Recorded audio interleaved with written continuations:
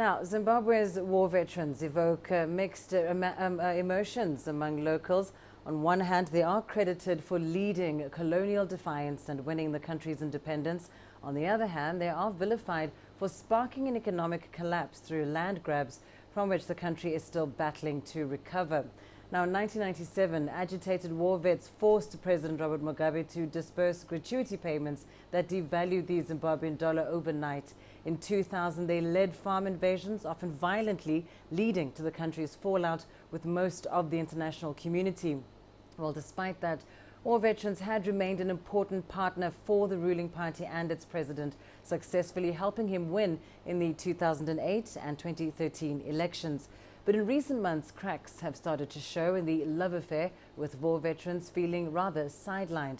Let's take a deeper look now at that situation there in Zimbabwe. We are joined by political analyst Rashid Mukundu, live for us there in Harare.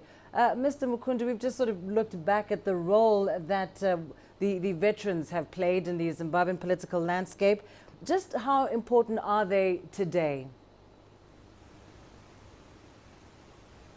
Well, as you rightly said, the war veterans were the voter mobilization machinery of the ruling party ZANU-PF since the formation of the opposition party, the MDC. They've stood by President Robert Mugabe during that time, despite clashes with him on their demands for compensation, which was duly given, of course, contributing to the economic challenges that Zimbabwe is facing. To some extent, the war veterans are the bedrock of the ZANU-PF support, but we need to put the current situation in the context to say that Zimbabwe is in a political transition from President Robert Mugabe, unfortunately, to the unknown. And war veterans have taken the initiative to attempt to define the future without President Robert Mugabe, hence the clashes that we are having. So essentially what we are having are differences on the future of Zimbabwe, differences on the future direction of the ruling party between the war veterans and President Robert Mugabe. And how has President Robert Mugabe fundamentally responded to the shift in loyalty from the war veterans? Is he going to consider the possibility of a political stage exit, as it were? And if so, is there a succession plan for ZANU-PF? Unfortunately, there is no known succession plan in ZANU-PF. Hence, I think the convulsions that we are seeing within the ruling party, more so the clashes between President Robert Mugabe and the war veterans. The war veterans, let us also be aware, are governed by the War Veterans Act, which makes them a reserve force of the Zimbabwe military. So the war veterans ultimately, as a unity, are answerable to President Robert Mugabe as the commander-in-chief.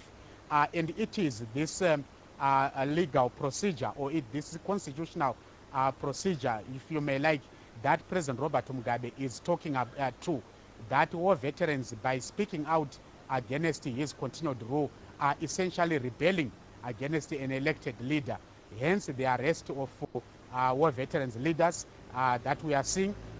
We had one in court just this afternoon, granted bail, and another of the war veterans leaders was also arrested at court.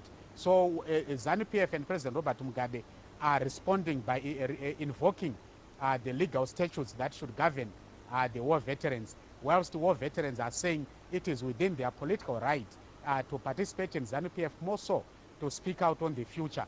And they have clearly come out to say that they wanted the Vice President Emmerson Mnangagwa to take over from President Robert Mugabe. So whilst President Robert Mugabe has initiated a purge of the war veterans, especially the leadership, I don't think this is the end of the conflict between the war veterans and President Robert Mugabe. This is likely to continue until 2018. Rashid Mukundu, live for us there in Harare. Thank you for that analysis of what he terms a political transition for Zimbabwe to the unknown.